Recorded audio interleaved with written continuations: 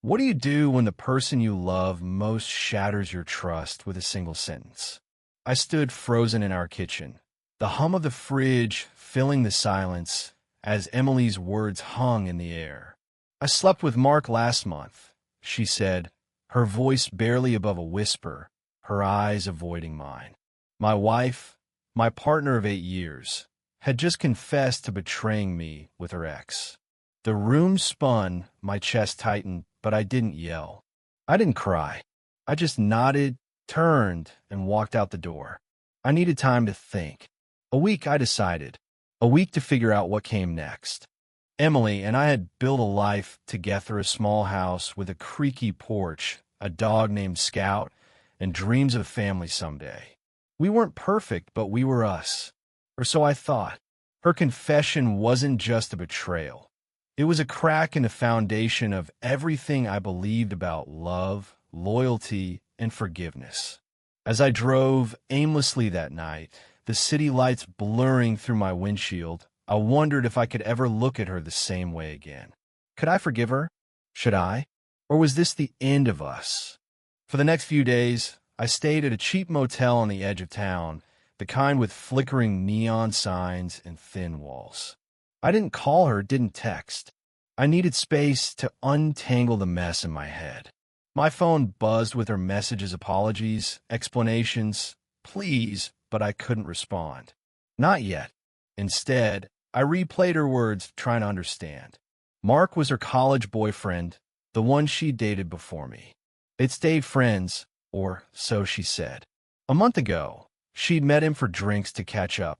One thing led to another, she claimed, and it was a mistake she regretted. A mistake. The word felt like a blade. By day 3, I was drowning in questions. Why him? Why now? Was our marriage failing, and I've been too blind to see it? I thought of the nights we'd spent laughing over takeout, the mornings we'd walk Scout through the park, her hand in mine. Had those moments been lies? I wanted to hate her, to walk away and never look back, but something held me in place. Love, maybe, or hope, or stubbornness. On day 4, an unexpected visitor showed up at the motel. It was Clara, Emily's older sister, who I'd always seen as the tough, no-nonsense one. She knocked on my door, her arms crossed, her face unreadable. "You look like hell," she said, stepping inside without an invitation. I braced for a lecture, expecting her to defend Emily, to tell me to man up and forgive. But Clara surprised me. She told me what happened, she said, sitting on the edge of the bed. And I'm not here to make excuses for her. What she did was wrong. But there's something you need to know. Clara's voice softened as she shared a story I'd never heard. A year ago, Emily had confided in her about feeling lost. Not in our marriage, but in herself. She'd been struggling with her job, with the pressure of turning 35, with the fear that she wasn't living up to who she wanted to be. Mark, Clara said, had been a ghost from a time when Emily felt free, unburdened. It wasn't about love, Clara insisted. It was about her trying to find a piece of herself she thought she'd lost. I listened, my anger softening but not disappearing. Clara left me with a final thought. You don't have to forgive her. But whatever you do, make it about you, not her. Her words stuck with me. By day 6, I realized I didn't want to be the guy who walked away without trying. Not because Emily deserved it, but because I did. I loved her, flaws and all, and I wasn't ready to let go of what we had. But forgiveness wasn't enough. I needed to do something bigger, something that would shake us both out of this spiral. Something she'd never expect. On the 7th day, I came home. Emily was sitting on the couch, her eyes red, Scout curled up beside her. She stood when she saw me, her hands trembling.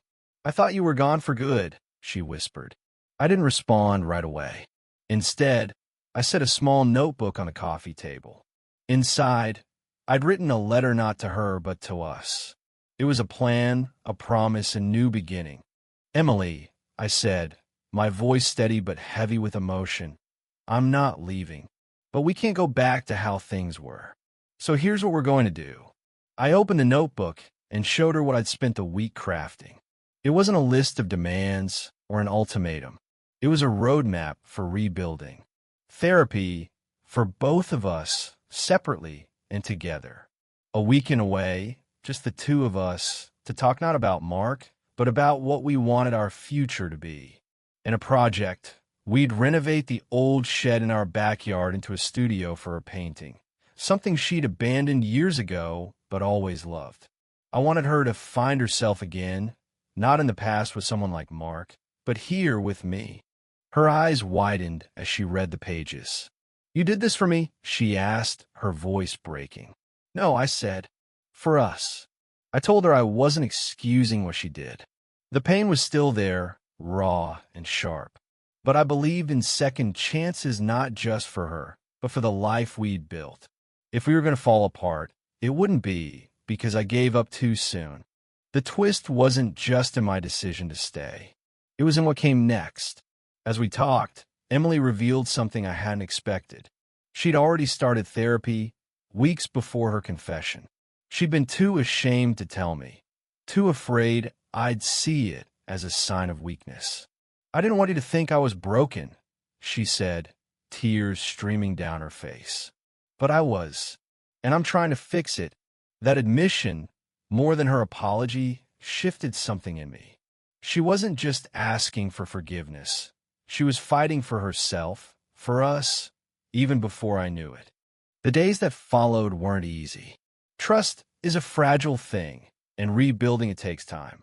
We went to therapy, where we laid bare our fears, our mistakes, our hopes. We spent a weekend in a cabin by the lake, talking about everything but the past, our dreams, our fears, the silly things that made us laugh. And we started on the shed, hammering nails and painting walls, turning it into a space where Emily could create again. One evening, as we stood in the half-finished studio, she showed me a canvasa painting of our porch with scouts sleeping in the sunlight. "This is home," she said softly. "This is us. I don't know if we'll ever be the same. Some scars don't fade. But I know I made the right choice, not just for Emily, but for me. I didn't just forgive her. I gave us a chance to be more than our mistakes. And in that, I found something I never expected. Not just love, but strength. The strength to wait, to listen, to rebuild. The strength to believe that even broken things can be beautiful again.